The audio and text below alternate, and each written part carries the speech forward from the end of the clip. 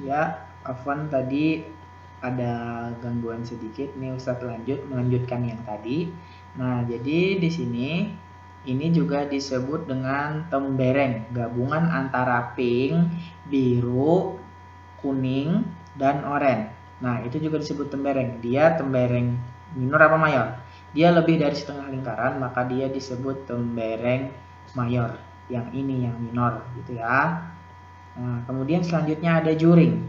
Juring berwarna apa di sini? Juring berwarna oranye.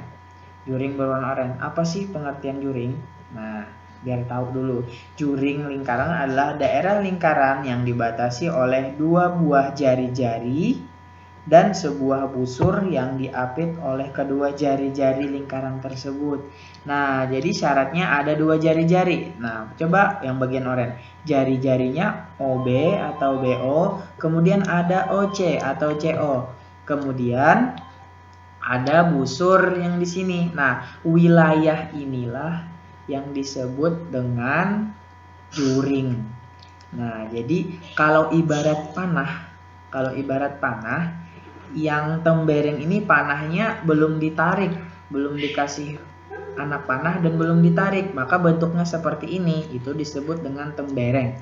Nah, sekarang kalau panahnya ditarik, sudah mau siap-siap nembak ya, sudah mau siap-siap melepaskan anak panah, ketika ditarik bentuknya akan seperti ini.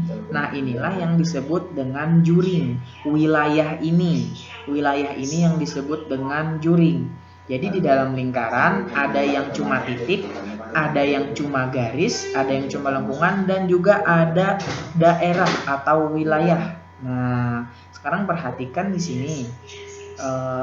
Di sini ada berapa juring? Siapa yang bisa menyebutkan? Tebak dulu, tebak. Udah bisa nebak? Nah, sekarang Ustadz akan kasih tahu. Nah, di sini juringnya ada dua. Yang mana? Yaitu BOC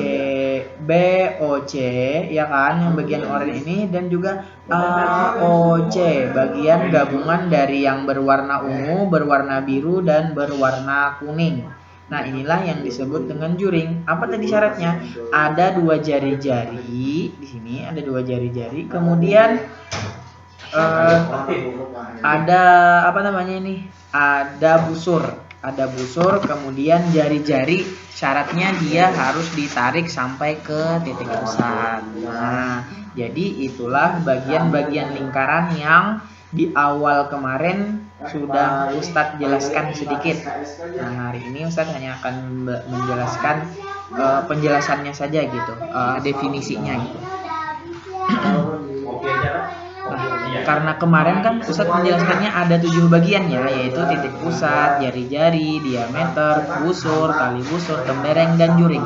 Nah, jadi seperti yang Ustadz jelaskan kemarin bahwa ada bagian lingkaran yang sebenarnya tidak dipelajari pada saat SD, tapi nggak apa-apa kalau kalian tahu, yaitu adalah apotema tali busur atau apotema lingkaran. Apa itu apotema? Yaitu garis lurus dari tali busur. Ini tali busur ya, tali busur. Kemudian ada garis lurus yang menuju ke garis tegak lurus menuju ke titik pusat. Jadi yang namanya apotema itu syaratnya dia harus lurus di sini, tegak lurus. Syaratnya 90 derajat. Kalau misalnya Ustadz bikin garis yang sampai ke tali busur, tapi dia miring. Nah, dari O sampai ke sini nih, misalnya dari O sampai ke sini. Nah, dia itu tidak tegak lurus atau tidak 90 derajat, maka dia tidak bisa disebut apotema. Jadi apotema itu harus tegak lurus dengan tali busur. Nah, jadi insya Allah hari ini sangat mudah materinya. Hanya mengetahui bagian-bagian lingkaran. Apa sih manfaatnya dengan kalian tahu unsur-unsur lingkaran? Dengan kalian tahu unsur-unsur lingkaran ini akan memudahkan kalian nantinya mempelajari tentang bagian-bagian lingkaran dan menghitung luas, menghitung volume bola di pelajaran tingkat selanjutnya, tingkat yang lebih sulit gitu. Dasarnya kalian harus mengetahui dulu bagian-bagian lingkaran. Baik, Ustadz akhiri. Wassalamualaikum warahmatullahi wabarakatuh.